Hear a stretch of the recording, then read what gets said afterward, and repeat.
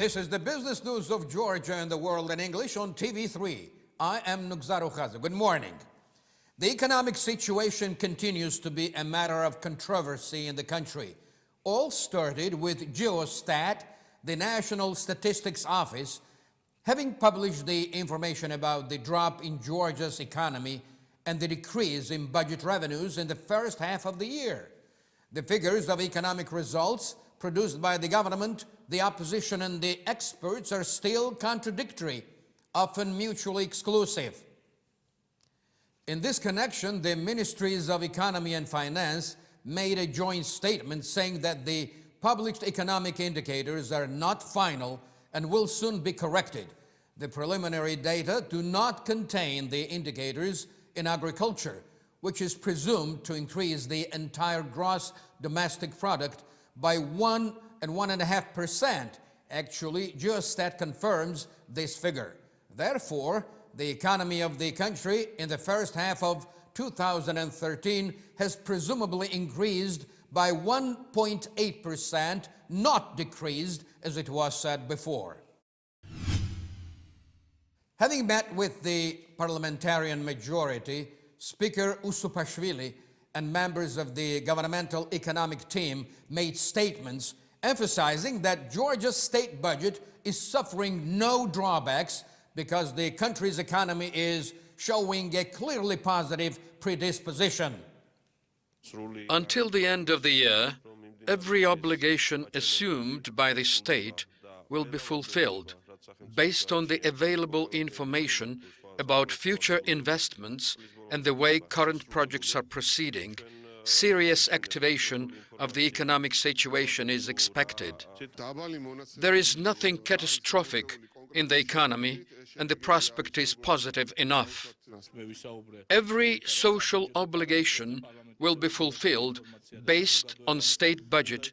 Additional increase of pensions will be introduced, and every infrastructure project is going to be financed. Very, very encouraging. Why not to keep faith that devil is never as black as it is painted?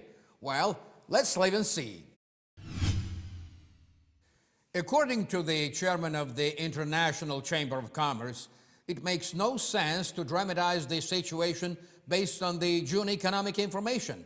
Fadi Asli says that the GDP growth in 2013 is going to be rather slow due to political uncertainties in the country and the businessmen and investors being in mode of expectation, so to speak. He also says that after the upcoming presidential elections, the losses of 2013 will be compensated in 2014. He thinks that next year, two-digit growth could be expected. Our correspondent Kote Mosidze has tried to find out what the representative of ICC is thinking of the current economic situation in Georgia. GDP growth figure for June given by Geostat is interpreted in several different ways. What would be the fairest economic evaluation in the country today? The Geostat figures is not pleasant, of course.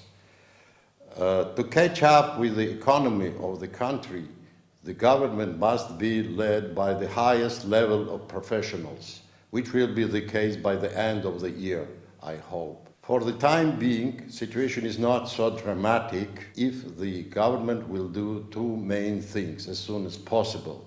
First one is better communication with the businesses, and the second one is more investment, much more investment in the infrastructural projects.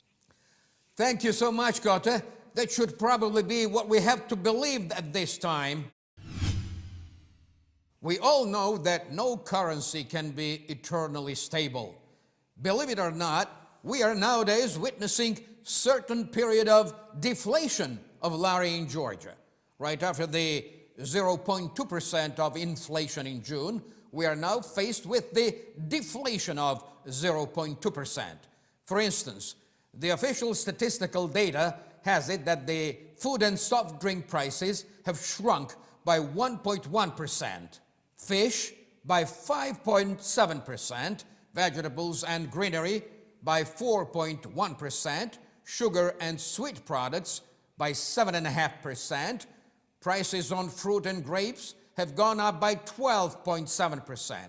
Car prices are down by 8.3%. And finally, the medical costs are down by 5.6%. That's the current picture of prices out there. Georgian wine companies keep penetrating the Russian markets. According to the Badagoni firm leadership, they are already operating in 18 countries, exporting 16 different brands. At this point in time, the first wine shipment to Russia has made 200,000 bottles.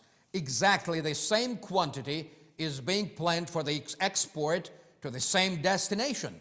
The Badagoni Wine Company spokespeople noted that the sales expectations from the Russian market have gone beyond any hope, which may serve as an incentive to boost the production.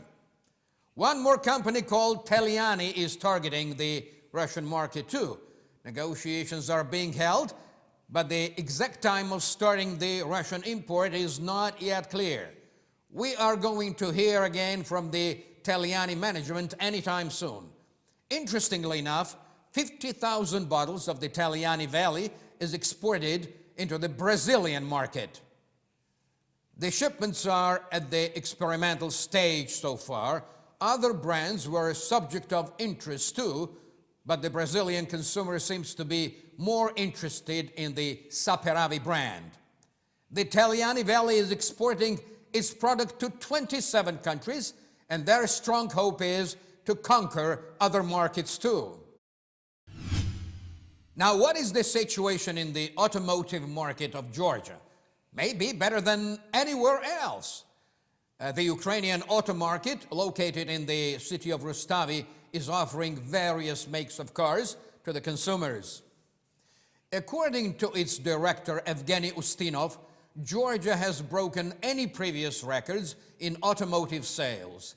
6,800 automobiles are being exported from the country on an annual basis. Most of the consumers are coming from Azerbaijan and Armenia. At this moment, there are 6,000 cars sitting in the lot of the dealership ready to go. Another dealer, the Iberia Business Group, is selling all kinds of other vehicles besides the cars. Right now, they have about 1,500 vehicles in the stock.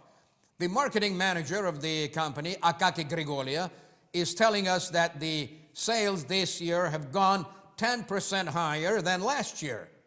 He also says that 60% of sold cars go to Azerbaijan, 15% to Armenia, and the remaining 20% stay in Georgia. How about the construction business? The demand on hotel construction has considerably increased in the city of Batumi. It is statistically known that 274 construction licenses were issued by the city's Office of Architecture and Urban Development in 2012, whereas the figure has gone up to 375 only in the first half of the current year. According to the same office, the demand on hotel construction in Batumi has increased by 50%, and on the construction of residential high-rise buildings by 130%. Here is another piece of news about Batumi, in this case as one of the most visited tourist places in the country. In our last edition, we informed you that after 3 p.m., loud music was banned in the numerous bars and restaurants of the seashore town, which was done by the request of the dwellers of the city. This time around, things have gone a little more complicated.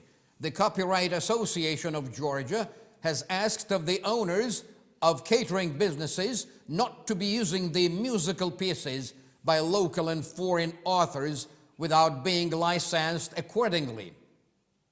The price of a license will depend on the number of seats in a joint.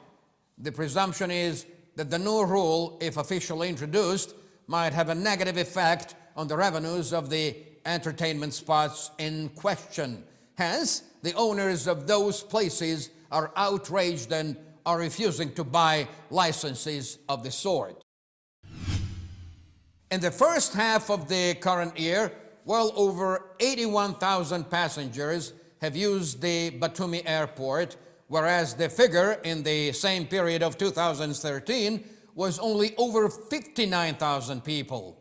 So the growth is more than 37%. In the first 6 months of 2013, the number of passengers gone through all the airports in Georgia is more than 28% higher than in the same period of last year. Let us compare the figures. In 2012, almost 585,000, and in 2013, 751,000. Again, we are talking about the first half of those years to make the comparison accurate. The Ministries of Economy and the Environmental Protection are planning the establishment of a joint commission with the purpose of continual monitoring of oil products. The move was preconditioned by the emergence of new operators in the fuel market. The creation of the commission is positively evaluated by the chairman of the Union of Oil Product Importers, Vano Mtvralashvili, who says that the appearance of new companies in the market might have a negative effect on the quality of the product. Hence, the introduction of certain regulatory levers on part of the government is presumed relevant.